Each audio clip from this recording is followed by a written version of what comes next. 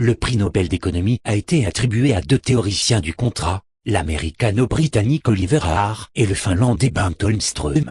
Leurs travaux couvrent un vaste champ d'application, de la faillite au droit constitutionnel.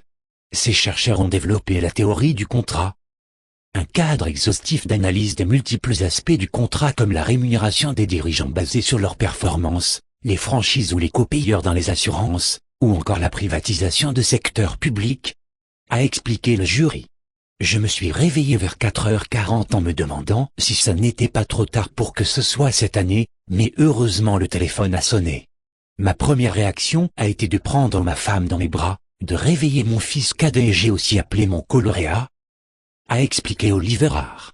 Des questions autour des salaires et la performance. Oliver Harr, né en 1948 à Londres, a obtenu son doctorat à l'université américaine de Princeton en 1974. Il enseigne actuellement l'économie à Harvard.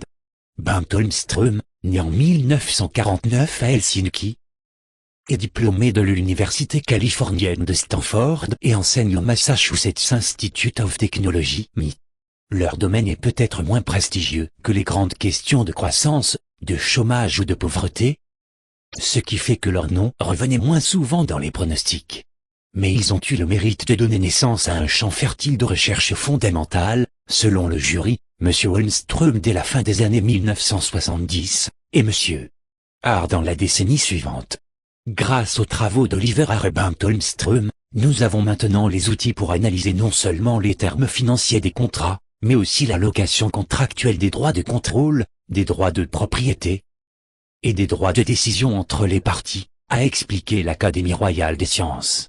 Parmi les questions qu'ils ont éclairées, selon elle, les fournisseurs de services publics, comme les écoles, les hôpitaux ou les prisons, doivent-ils appartenir au public ou au privé? Les enseignants, les personnels de santé, les gardiens de prison doivent-ils recevoir un salaire fixe ou indexé à leur performance? Dans quelle mesure les dirigeants d'entreprise doivent-ils être payés via des programmes de primes ou de stock options? 827 000 € de récompense dernier né des Nobel.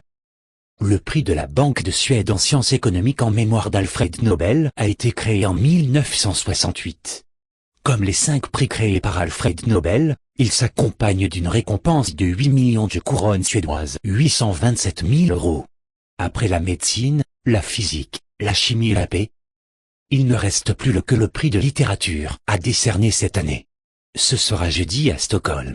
Regardez d'autres vidéos sur site, vidéo.5la.net.